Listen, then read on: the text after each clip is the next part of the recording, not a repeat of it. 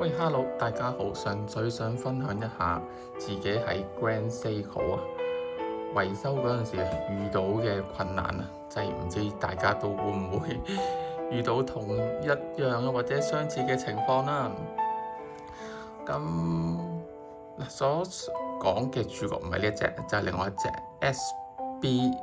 SBGE 2576綠色嗰隻比較 sporty 嘅 Grand Seiko 啦。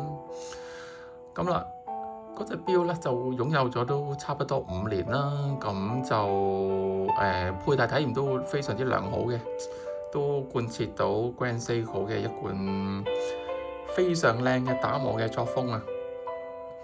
咁隻錶咧，嗰隻就係GMT 啦，咁佢嗰個機芯咧就係Spring Drive 嚟嘅，咁就教 GMT 嗰陣時咧就逐格時針咁樣去跳啦。咁我都個人都嗰陣時咧都比較執着於一個準確嘅日曆啦，咁成日都想去調校翻啱嘅日子啦。咁但係啦，最麻煩嘅就係佢個校日曆就冇快調嘅嗰隻，就咁click 一下啦，咁就去慢慢逐格咁樣去跳啦，咁去校翻嗰個日子啦。相信大家都明白嗰個情況係點樣啦，which 真係好鬼痛苦嘅。好啦，咁我都的起心肝拎咗去整啦，咁就大概喺上年12月左右啦，咁拎咗去整。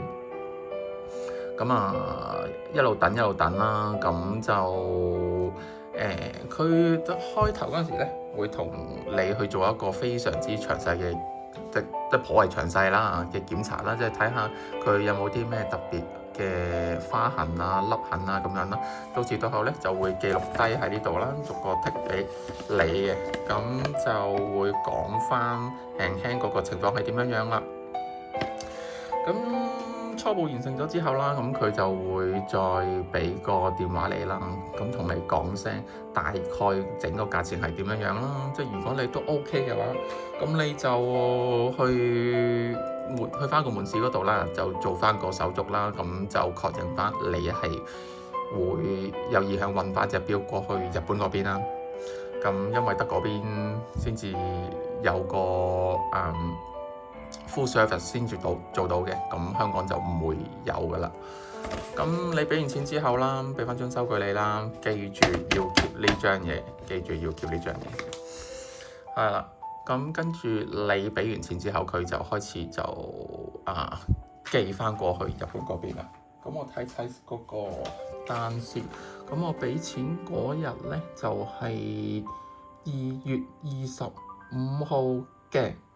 好啦，咁到我收電話嘅日子咧就係6月24號左右啦。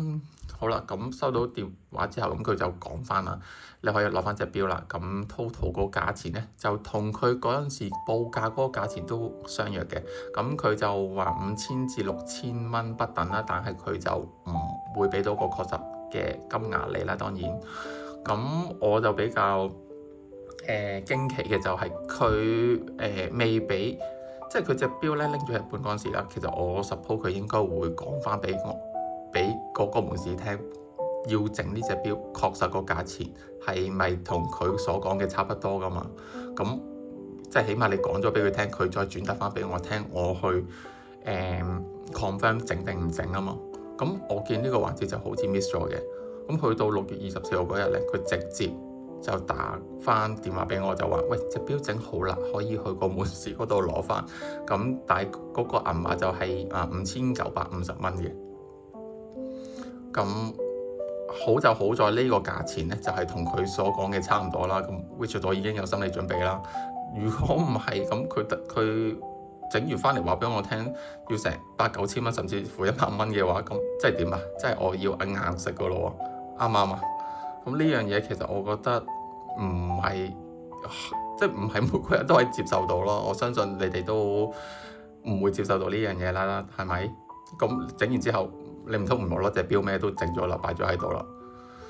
好啦，咁去到星期六啦，咁我就放工啦，放工就順便搭車過去觀塘嗰間西嗰度攞翻隻錶。咁佢同我講啦，就話冇問題嘅，咁你俾翻嗰個單 number 啊嗰啲嘢我先啦。咁我就話翻俾佢聽，喂單就好似我冇帶嚟喎，可唔可以幫我修正啊？即係幫手搞搞佢啊！咁都係我理虧嘅，其實我都覺得自己單就應該一定要 keep 噶啦，所以頭先我都話好重要噶啦。咁你第一張檢查張單呢，其實你冇咗正本都可以嘅，但係呢，另外一張呢，有即係俾咗錢嗰張單啦。咁呢個應該係嗰個 transportation fee 嚟嘅。咁佢同我講翻就話，你呢張一定要有個正本咯。如果我哋就係 proceed 唔到你以下嗰個，即係攞翻你隻錶嗰個程序喎。咁其實我自己覺得就有啲，即係有啲佢唔會去即係幫你去嘗試解決個問題咯。因為其實錢就已經俾咗啦，咁理論上佢哋都已經有個 record 喺個系統嗰度啊。咁如果我 touch wood 真係唔見咗張單，咁我都唔知道往後嗰個情況會係點樣樣咯。咁係攞唔翻隻錶定點樣樣？我覺得應該係就解決到嘅，即係似乎嗰個店員係咪會諗個辦法去幫你做解決咯。咁所以咁我都同佢即係講問多幾次啦。喂，如果我真係唔見咗張單，咁點樣算呢？咁就都冇多點樣解釋，就話喂，不如你先生你翻去揾一揾先啦。咁我就問佢，咁真係冇嘢做到啦，我要走啦，而家係嘛？咁佢就話係啊。